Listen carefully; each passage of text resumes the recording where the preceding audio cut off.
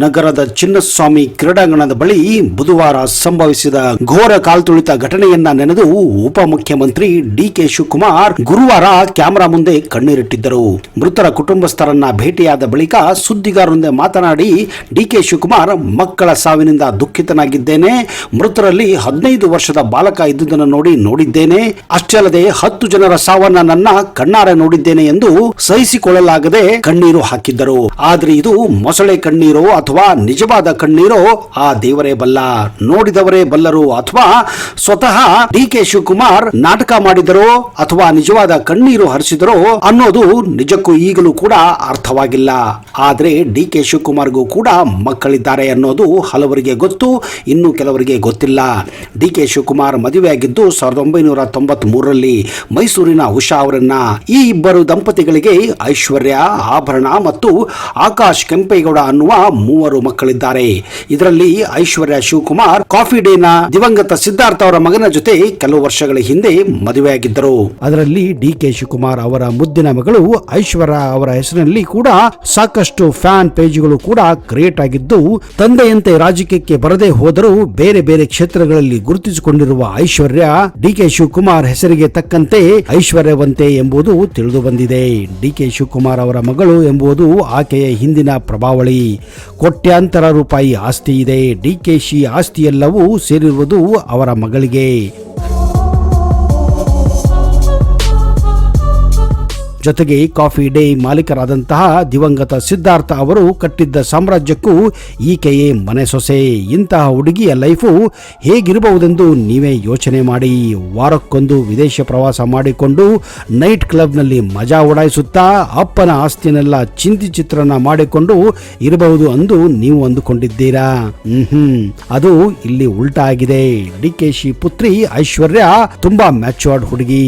ಹೌದು ಅಲ್ಲೋ ಅಂತ ಆಕೆಯ ಇನ್ಸ್ಟಾಗ್ರಾಮ್ ಅಕೌಂಟ್ ನೋಡಿದರೆ ನಿಮಗೆ ಗೊತ್ತಾಗುತ್ತೆ. ಅದರಲ್ಲಿ ಇರೋದು ಮೋಟಿವೇಶನ್ ಮಾತುಗಳು. ಈಕೆ ತನ್ನ ಇನ್ಸ್ಟಿಟ್ಯೂಟ್ ನಲ್ಲಿರುವಂತಹ ಸಿಬ್ಬಂದಿಗಳನ್ನ ಹುರಿದುಂಬಿಸುವ ಭಾಷಣ, ತನ್ನ ಶಾಲಾ ಕಾಲೇಜಿನ ಮಕ್ಕಳಿಗೆ ಕಾಂಪಿಟೇಟಿವ್ ಜಗತ್ತಿನಲ್ಲಿ ಸಕ್ಸಸ್ ಹೇಗೆ ಆಗಬೇಕೆಂದು ಹೇಳಿಕೊಡುವ ಆ ಮೋಟಿವೇಶನಲ್ ಮಾತುಗಳು. ಅಲ್ಲೆಲ್ಲೋ ಯಾರಿಗೋ ಸಹಾಯ ಮಾಡುವುದು, ಇನ್ನೆಲ್ಲೋ ಸುಧಾಮೂರ್ತಿಯ ಜೊತೆಗೋ ಸದ್ಗುರ ಜೊತೆಗೋ ಸಂಭಾಷಣೆ ಮಾಡ್ತಿರೋದು, ಮತ್ತೆಲ್ಲೋ ವಿದೇಶದಲ್ಲಿ ಯಾವುದೋ ದೊಡ್ಡ ಕಾನ್ಫರೆನ್ಸ್ ನಲ್ಲಿ ಭಾಷಣ ಮಾಡುತ್ತಿರುವುದು, ಮತ್ತೆಲ್ಲೋ ಕಡೆ ಟಿವಿ ಇಂಟರ್ವ್ಯೂ ಕೊಡುವುದು. ಐಶ್ವರ್ಯ ಡಿಕೆಎಸ್ ಹೆಗಡೆ ಎಂಬ ಹೆಸರಿನ ಈಕೆಯ ಪ್ರೊಫೈಲ್ ನೋಡಿದ್ರೆ ನೀವು ನಿಜಕ್ಕೂ ದಂಗಾಗಿ ಹೋಗುತ್ತೀರಾ. ಇವೆಲ್ಲ ಬರೀ ಶೋ ಆಫ್ ಗಳೆಂದು ಅನಿಸುವುದು ಅಲ್ಲ. ಈಕೆಯ ನಡೆ ನುಡಿಯಲ್ಲಿ ಒಂದು ಖಚಿತತೆ ಇದೆ. ತನ್ನ ಗುರಿ ಹಾಗೂ ಉದ್ದೇಶದ ಬಗ್ಗೆ ಸ್ಪಷ್ಟತೆ ಇದೆ. ದಾರಿಯ ಬಗ್ಗೆ ನಿಖರತೆ ಇದೆ. ಮಾತನಾಡುವುದು ತಡವರಿಸುವುದಿಲ್ಲ. ಸ್ಪಷ್ಟ ಇಂಗ್ಲಿಷು, ಸ್ಪಷ್ಟ ಕನ್ನಡ ಈಕೆ ಮಾತನಾಡುತ್ತಾಳೆ. ತನ್ನ ಕನಸುಗಳನ್ನ ಅದ್ಭುತವಾಗಿ ಕಟ್ಟಿಕೊಂಡಿದ್ದಾಳೆ. ಮುಖ್ಯವಾಗಿ ಈಕೆ ಎಜುಕೇಶನ್ ಹಾಗೂ ವಿಮೆನ್ ಎಂಪವರ್ಮೆಂಟ್ ಅಂದ್ರೆ ಶಿಕ್ಷಣ ಮತ್ತು ಸ್ತ್ರೀ ಸಬಲೀಕರಣದ ಪ್ರತಿಪಾದಕಿಯಾಗಿದ್ದಾಳೆ.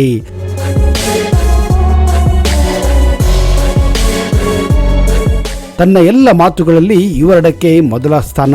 ತಂದೆ ಡಿಕೆ ಶಿವಕುಮಾರ್ ಕಟ್ಟಿರುವ ದೊಡ್ಡ ಶಿಕ್ಷಣ ಸಂಸ್ಥೆಗಳ ಸಾಮ್ರಾಜ್ಯವನ್ನು ಯಾವುದೇ ಕುಂದು ಕೊರತೆ ಇಲ್ಲದಂತೆ ಮುನ್ನಡೆಸಿಕೊಂಡು ಹೋಗುತ್ತಿರುವ ಸ್ತ್ರೀ ಶಕ್ತಿಯೇ ಈ ಐಶ್ವರ್ಯ.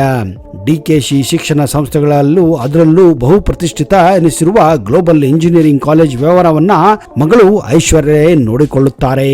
ಬಿಸಿನೆಸ್ ನಲ್ಲಿ ಡಿಕೆಶಿ ಮಗಳಿಗೆ ಚತುರೆ, ಉದ್ಯಮಶೀಲೆ ಎಂಬ ಹೆಸರಿದೆ. ಈಕೆಯನ್ನ ಹತ್ತಿರದಿಂದ ಬಲ್ಲವರು ಈಕೆಯ ಬುದ್ಧಿವಂತಿಕೆ, ವ್ಯವಹಾರದಲ್ಲಿ ತಂತ್ರಗಾರಿಕೆ ಬಗ್ಗೆ ಮೆಚ್ಚಿ ಮಾತನಾಡುತ್ತಾರೆ. ಈಕೆಯ ಬಂಡವಾಳ, ಈಕೆಯ ಪರ್ಸನಲ್ ಲೈಫ್ ಇಷ್ಟು ದಿನ ಗೌಪ್ಯವಾಗೇ ಇತ್ತು. ಈಕೆಯ ಹೆಸರು ಬೆಳಕಿಗೆ ಬಂದಿದ್ದು ಡಿಕೆ ಶಿವಕುಮಾರ್ ಹಣದ ಅವ್ಯವಹಾರದ ಸಿಕ್ಕಿ ಹಾಕೊಂಡಿದ್ದಾಗ. ಆಗ ತನ್ನನ್ನು ಅನಾವಶ್ಯಕವಾಗಿ ಫೋಕಸ್ ಮಾಡುತ್ತಿರುವ ಮಾಧ್ಯಮಗಳ ವಿರುದ್ಧ ಈಕೆ ಸಿಟ್ಟಿನ ಧ್ವನಿ ಕೂಡ ಎತ್ತಿದ್ದಳು. ದೆಹಲಿಯ ಒಂದು ಫ್ಲಾಟ್ ನಲ್ಲಿ ಐಟಿ ದಾಳಿ ವೇಳೆ ಅಕ್ರಮ ಹಣ ಸಿಕ್ಕ ಪ್ರಕರಣದಲ್ಲಿ ಡಿಕೆ ಶಿವಕುಮಾರ್ ಅವರನ್ನ ಬಂಧನದಲ್ಲಿಟ್ಟುಕೊಂಡು ತಿಹಾರ್ ಜೈಲಿಗೆ ಕಳಿಸಲಾಗಿತ್ತು. ಆಗ ಐಶ್ವರ್ಯ ಪದೇ ಪದೇ ತಿಹಾರ್ ಜೈಲಿಗೂ ಗೌಪ್ಯವಾಗಿ ಭೇಟಿ ಕೊಡುತ್ತಿದ್ದರು. ಹೀಗೆ ವಿಚಾರಣೆ ನಡೆಸುತ್ತಿದ್ದಂತಹ ಜಾರಿ ನಿರ್ದೇಶನಾಲಯ ಅವರ ಮಗಳಿಗೂ ಸಮನ್ಸ್ ಕೊಟ್ಟಿತ್ತು. ಅಷ್ಟೇ ಅಲ್ಲದೆ 20 ಕೋಟಿ ರು ವರ್ಗಾವಣೆ ಸಂಬಂಧ ಈ ಸಮನ್ಸ್ ನೀಡಲಾಗಿತ್ತು. ಮೊದಲು ಐಶ್ವರ್ಯ ಅವರ ಹೆಸರಿನಿಂದ ಕಾಫಿ ಡೇ ಮತ್ತು ಸೋಲ್ ಅಂಡ್ ಸೇಲ್ಸ್ ಕಂಪನಿಗೆ 20 ಕೋಟಿ ವರ್ಗಾವಣೆ ಮಾಡಲಾಗಿತ್ತು.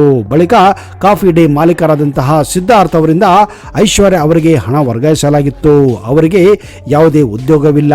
ಹಾಗಿದ್ದರೂ 20 ಕೋಟಿ ಸಾಲವಾಗಿ ಬಂದಿದ್ದು ಹೇಗೆ ಎಂದು ಇಡಿ ಪ್ರಶ್ನಿಸಲು ಮುಂದಾಗಿತ್ತು ಎಂದು ವರದಿಯಾಗಿತ್ತು.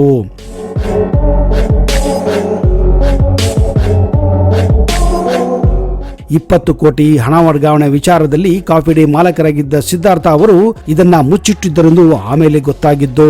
ಈ ಹಣದ ವ್ಯವಹಾರ ಕುರಿತಾದ ದಾಖಲೆ ಡಿಕೆ ಶಿವಕುಮಾರ್ ಅವರ ಹಣಕಾಸು ಸಲಹೆಗಾರಾಗಿದ್ದ ಚಂದ್ರಶೇಖರ್ ಸುಖಾಪುರಿ ಅವರ ಮನೆಯಲ್ಲಿ 2017ರಲ್ಲಿ ಆದಾಯ ತೆರಿಗೆ ಇಲಾಖೆ ದಾಳಿ ವೇಳೆ ನಡೆದಿದ್ದು, ಆ ವೇಳೆ ಈ ವರ್ಗಾವಣೆ ಇಡಿ ಅಧಿಕಾರಿಗಳಲ್ಲಿ ಅನುಮಾನ ಮೂಡಿಸಲು ಕಾರಣವಾಗಿತ್ತು. ವಿಚಾರಣೆಯನ್ನ ಧೈರ್ಯವಾಗಿ ಎದುರಿಸಿದ್ದ ಡಿಕೆಶಿ ಮಗಳು ಸುಮ್ಮನೆ ಅಲ್ಲ ಅಂತ ಮಾಧ್ಯಮಗಳು ಕೂಡ ಮಾತನಾಡಿಕೊಂಡಿದ್ದವು. ಐಶ್ವರ್ಯ ಕೋಟ್ಯಾಂತರ ರೂಪಾಯಿ ಮೌಲ್ಯದ ಆಸ್ತಿಯ ಒಡತೆ, 100 ಕೋಟಿ ಮೌಲ್ಯದ ಸ್ಥಿರಾಸ್ತಿ ಮತ್ತು ಚರಾಸ್ತಿಗಳು ಈಕೆ ಹೆಸರಲ್ಲಿವೆ. ಮುಂಬೈಯಲ್ಲಿ 3-4 ಅಪಾರ್ಟ್ಮೆಂಟ್, ಲಂಡನ್ನಲ್ಲಿ 4-5 ಅಪಾರ್ಟ್ಮೆಂಟ್. ಲಂಡನ್ನಿನ ಒಬ್ಬ ಉದ್ಯಮಿ ನೀರವ್ ಮೋದಿಯ ಸ್ನೇಹಿತ. ಈ ಉದ್ಯಮ ವ್ಯವಹಾರದಲ್ಲೂ ಡಿಕೆಶಿ ಮಗಳ ಷೇರುಗಳು ಇವೆ ಎಂದು ಊಹಾಪೋಹಗಳು ಕೂಡ ಇವೆ. ಬಿಸಿನೆಸ್ ನಲ್ಲಿ ಡಿಕೆಶಿ ಮಗಳು ಐಶ್ವರ್ಯ ನಿಜಕ್ಕೂ ಎತ್ತಿದ ಕೈ.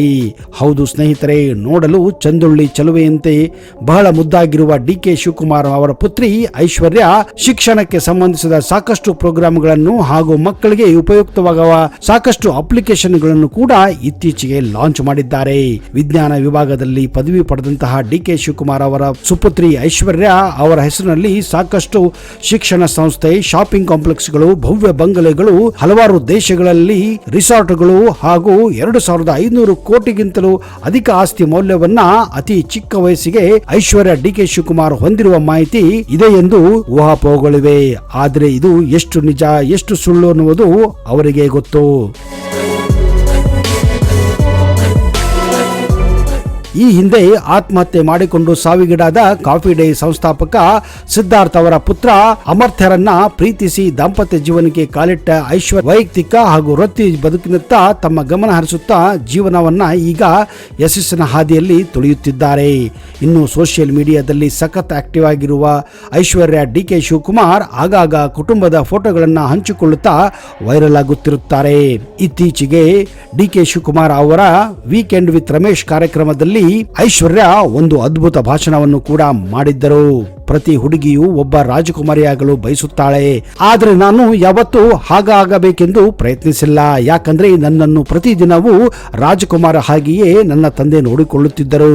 ಪ್ರತಿ ಮುಂಜಾನೆಯೂ ನನ್ನ ತಂದೆಯ ಬಾಯಿಂದ ಬರುತ್ತಿದ್ದ ಮಗಳೇ ಎಂಬ ಪದ ನನ್ನನ್ನು ರಾಜಕುಮಾರಿಯಂತೆ ಮಾತ್ರವಲ್ಲದೆ ನಾನು ಸದೃಢವಾದ ಮನುಷ್ಯ ಜೀವಿ ಎಂಬುದನ್ನ ಅನುಮಾನಕ್ಕೆ ಎಡೆಯಿಲ್ಲದಂತೆ ಸಾಬೀತುಪಡಿಸುತ್ತಿತ್ತು. ಹೊರಗಡೆ ಇರುವ ಕೆಟ್ಟ ಜಗತ್ತಿನಿಂದ ನನ್ನನ್ನು ರಕ್ಷಿಸುವುದರಿಂದ ಹಿಡಿದು ಗಂಡು ಮಗುವಿನಿಗಿಂತ ಏನು ಕಡಿಮೆ ಇಲ್ಲಂತೆ ನನ್ನ ತಂದೆ ನನ್ನನ್ನ ನೋಡಿಕೊಂಡಿದ್ದಾರೆ. ಅಪ್ಪ, ನೀವು ನನಗೆ ಪ್ರತಿಯೊಂದನ್ನು ನೀಡಿದ್ದೀರಾ. ನೀವು ನನ್ನನ್ನ ತುಂಬಾ ನಂಬಿದ್ದೀರಿ. ನಾನು ಎಂದೂ ನಿಮಗೆ ಮುಜುಗರವಾಗುವಂತಹ ಕೆಲಸವನ್ನ ಮಾಡಲಾರೆ ಎಂದು ಭರವಸೆ ನೀಡಿದ್ದಾರೆ. ನೀವೊಬ್ಬರೇ ನನ್ನ ಹೀರೋ ಮತ್ತು ಯಾವಾಗಲೂ ನೀವೇ ಹೀರೋ ಆಗಿರುತ್ತೀರಿ ಎಂದು ಕೂಡ ಆ ಭಾಷಣದಲ್ಲಿ ಹೇಳಿದ್ದರು.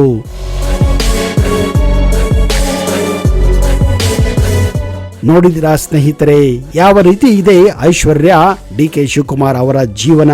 ನಿಮ್ಮ ಪ್ರಕಾರ ಐಶ್ವರ್ಯ ಜೀವನ, ಐಶ್ವರ್ಯ ಡಿಕೆ ಶಿವಕುಮಾರ್ ಅವರ ಯಶಸ್ಸು, ಅವರು ನಡೆಯುತ್ತಿರುವ ಹಾದಿ ಹೇಗೆ ಅನಿಸುತ್ತಿದೆ ಎನ್ನುವುದನ್ನ ದಯವಿಟ್ಟು ಕಮೆಂಟ್ ಬಾಕ್ಸ್ ಅಲ್ಲಿ ಹಾಕಿ. ಇಂತಹ ಇನ್ನಷ್ಟು ಅಚ್ಚರಿಯ ಮಾಹಿತಿಯೊಂದಿಗೆ ಮುಂದಿನ ಸಂಚಿಕೆಯಲ್ಲಿ ಮತ್ತೆ ಸಿಗುತ್ತೇನೆ. ಅಲ್ಲಿಯವರೆಗೆ ಜೈ ಹಿಂದ್, ಜೈ ಕರ್ನಾಟಕ. ನಿಮಗೆಲ್ಲ ಶುಭವಾಗಲಿ.